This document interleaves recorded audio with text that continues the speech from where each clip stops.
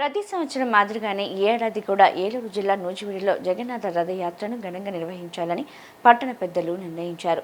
శ్రీ దుర్గా మల్లేశ్వర స్వామి దేవస్థానం ఉత్సవ అన్నదాన ట్రస్ట్ ఆధ్వర్యంలో నెక్కలం అడ్డరోడ్డులోని శ్రీదేవి భూదేవి సమేత వెంకటేశ్వర స్వామి ఆలయ కమిటీ సహకారంతో ఈ మహోత్సవాన్ని నిర్వహిస్తున్నట్లు నిర్వాహకులు తెలిపారు.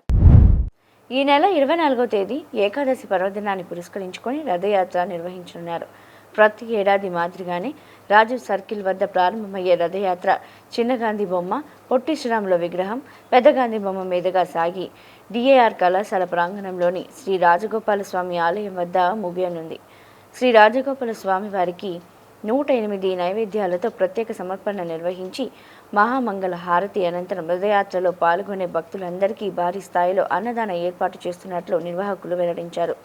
ఎంతమంది భక్తులు వచ్చినా అందరికీ అన్న సంతర్పణ అందేలా విస్తృత ఏర్పాట్లు చేస్తున్నామని తెలిపారు.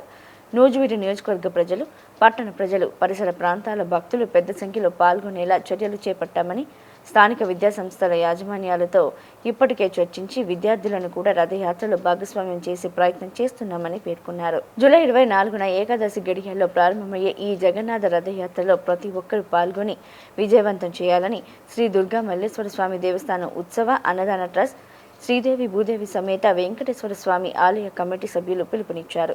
ఈ సందర్భంగా జగన్నాథ రథయాత్రకు సంబంధించిన కరపత్రాలను నిర్వాహకులు ఆవిష్కరించారు. నూజివీడు జగన్నాథ రథయాత్ర ప్రతి సంవత్సరంలాగానే ఈ సంవత్సరం కూడా నూజివీడులో జగన్నాథ రథయాత్ర చేయడానికి పెద్దలందరూ నిర్ణయించడం జరిగింది.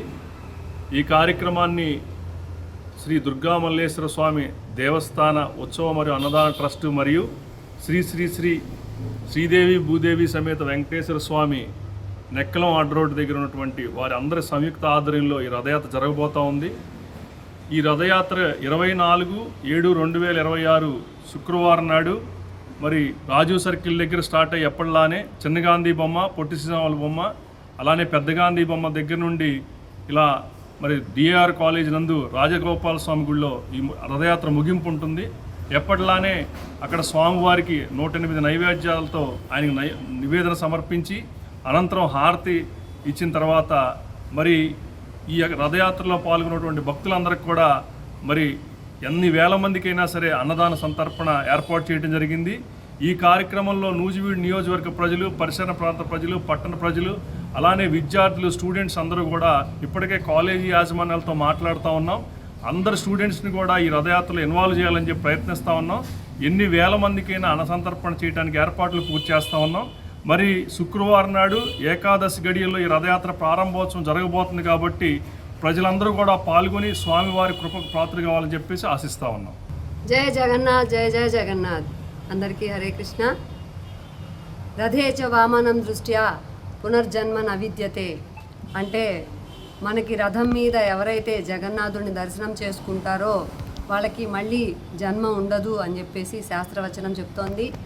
ఇదే విధంగా మనకి ఎక్కడా కూడా మూలమూర్తి బయటకు వచ్చి రథయాత్ర అనేది ఎక్కడ జరగదు. అది జగన్నాథుని యొక్క విషయంలో మాత్రమే. అక్కడ సాక్షాత్తు పూరిలో కూడా అందరినీ కూడా అన్ని వర్ణాల వారిని, అన్ని రకాల వారిని కూడా మొత్తం ఉద్ధరించడానికి జగన్నాథుడు ఎంతో దయతో కరుణతో మనకి ఆయన సాక్షాత్తుగా మూలమూర్తే బయటికి తరలి వచ్చి రథయాత్ర జరుగుతుంది. అక్కడ సేమ్ అట్లాంటి రథయాత్రలో కొన్ని లక్షల మంది పాల్గొంటారు.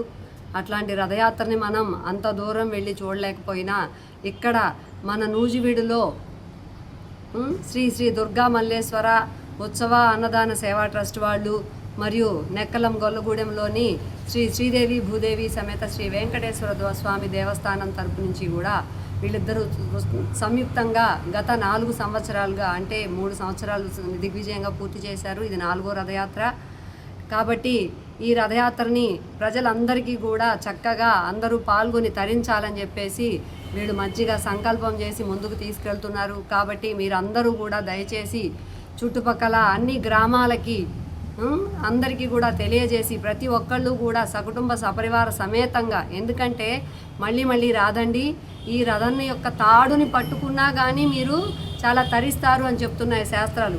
కాబట్టి దయచేసి ఈ జగన్నాథ రథయాత్రలో అందరూ వేలాదిగా పాల్గొనండి.